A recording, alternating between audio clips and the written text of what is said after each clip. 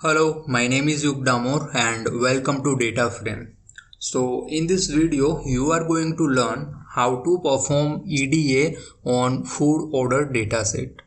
Suppose you are working as a data scientist or data analyst in XYZ company and your manager comes to you and give you one dataset and provide you some questions and ask you to find answer of those questions from that dataset. So now your task is to do some EDA on that dataset and find answer of those questions. Okay. So in this video I will show you how you can perform EDA. Okay. So here you can see I already uploaded the dataset in my Google Colab. And first we are going to import all the required library. So we are going to use pandas, seaborn, numpy and matplotlib. So the first step is to load data into DataFrame using pandas. So there is one function in pandas read_csv which accept file name as argument, file path or file name as argument. So we are going to load the data into this data variable. Okay. Now first we will check the shape of the data. So there are total 1541 rows and 13 column in our data set. So now we will print the first 5 row of our data set. So here data.head will print first 5 row. Now suppose if you want to see 10 rows, then you can here provide 10 over here. Okay. So now it will print 10 rows. Okay. So now take a look at our data set. So in our data set, the first column indicate the order ID. Okay. This second column indicate whether the person is eating the food in restaurant or taking it home. Then the third column indicate the date of the order. Then here it indicates the day. Then here it indicate time. Then here it indicate the person, the name of the person who served this order. Okay. Then here it is indicating the item name, then the quantity of that item and the price of that item and the total price. Okay. And here if the person was having some allergies or not. Then here this indicate whether the order was breakfast or starter or anything else. Then here it indicates the week number. Okay. So now if we want to access this column over here, food type, then if we type data dot food type, now here you can see it is. So if I want to access this column over here, okay, so if I type data dot food type, then it will throw some error, like here it is throwing invalid syntax. So whenever we load our dataset, then first we have to check the column names. Okay. So over here in this column name there is one space over here, so that's why it's throwing this error. Now I will show you one example that what kind of variation could be in column name. So I will show you. Suppose in our column name we are having one space at the end and one space at the start. So now we have to remove these spaces. Okay. So first we are going to use the strip function. So what strip will do? Strip will remove this space at the end and the space at start. Okay. It won't remove the space between two words. Okay. So now if I execute, here you can see the space at the start is removed and space at the end is removed. Okay. Now we have to replace this space with underscore. So then we will use replace, then space with underscore. Okay, so now here you can see the space between two words is replaced by underscore. Okay, so this is the function which is doing the same thing. Here suppose we are passing the column name as a argument. So here what we are doing, we are first using strip function, so it will remove any white space at the start or at the end. Then we are using the replace, so whenever there is a blank space between two words, then it will going to replace with underscore. Then what we are doing, we are replacing slash with underscore. Why? Because here you can see there is slash, and if we try to access using this format, then it will show the same error. Okay, so we have to replace it with underscore. Now here we are renaming the columns by this data dot rename, and here we are passing this function. So this function will iterate through all of this row, okay, and return the reformatted column name. Okay, and here in place equal to true means whatever the change we are going to do here will be present in our original data set. Okay, here over here in this data variable it will be present. That's why we are using in place equal to true. Okay, so now I will execute this cell and this two, and now we will check the head. So now you can see we are having underscore instead of slash, and we are having underscore instead of white space. Okay, so now if I try to access this column, then we can easily access it. If I do data dot food underscore type, then here you can see I am easily able to access it. It is not throwing. So whenever you load the dataset, you have to make sure to reformat all the column names. Okay, so now we are going to check NA value in our dataset. So we can check NA value by using this isNA function. So I will show you.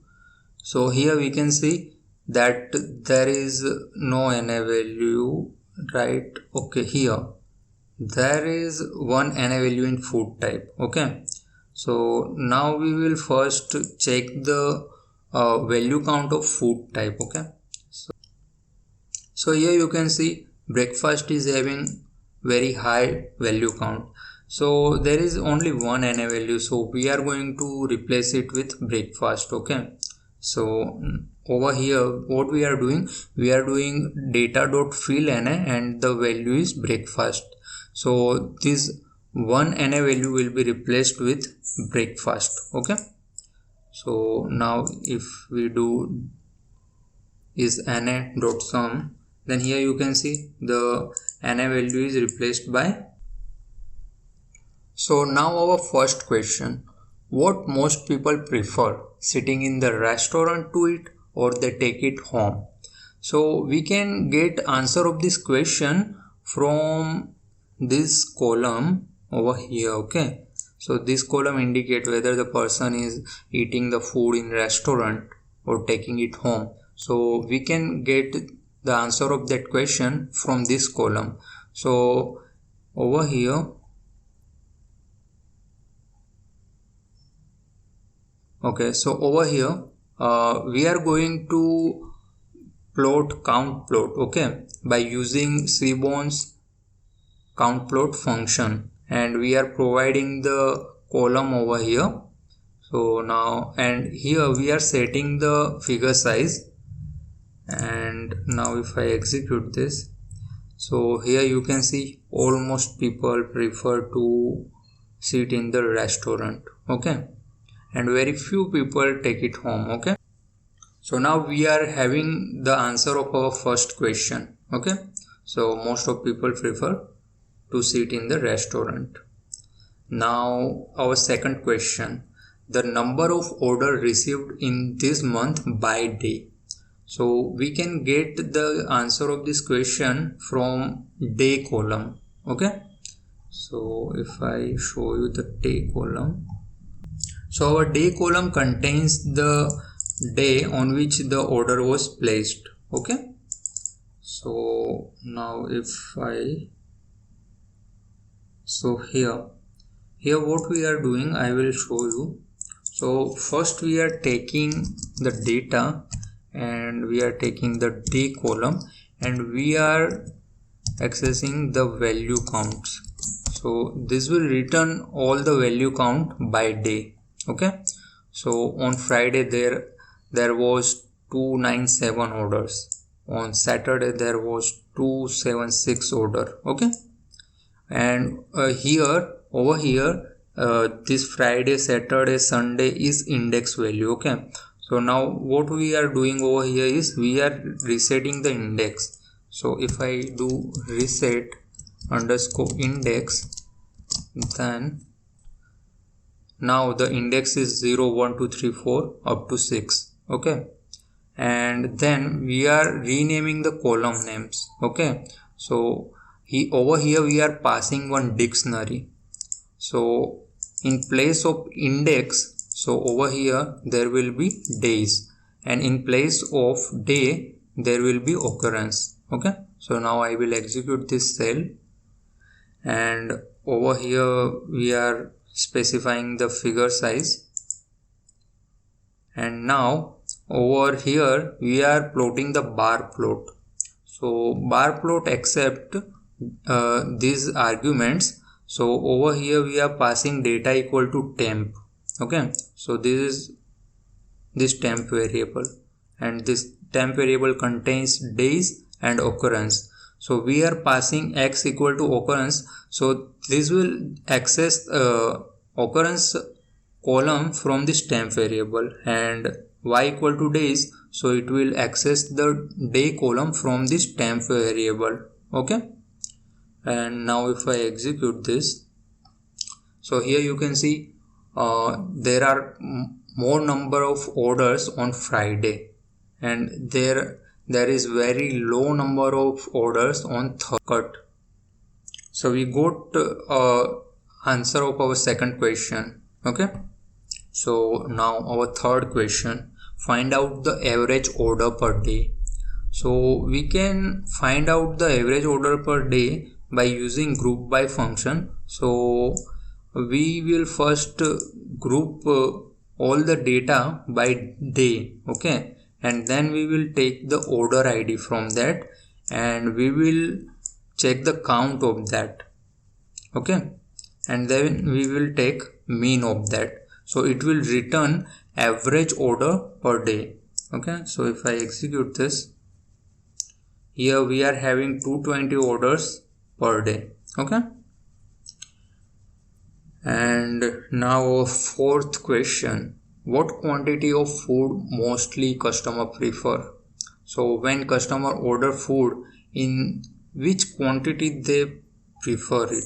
So over here you can see mostly people prefer one quantity, but we will plot the count plot so we can easily visualize it. So over here I am passing the quantity column. Okay, and this is count plot. So people usually take the single piece of food for eating as well as takeaway. Okay, so now our fifth question, which type of food people prefer most? So over here we are first specifying the figure size, then we are setting the title and font size, and then we are plotting the count plot, and over here we are using the food type column. Okay, so now if I execute this cell, you can see most of the people prefer breakfast, followed by starters, and followed by, so very low number of people prefer so very low number of people prefer special recipe. This could be because the price of special recipe is too high, maybe compared to breakfast and starters. Okay, so now our sixth cut.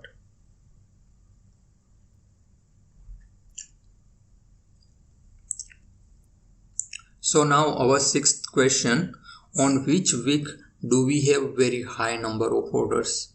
So first we are setting the figure size, then we are setting the title and font size.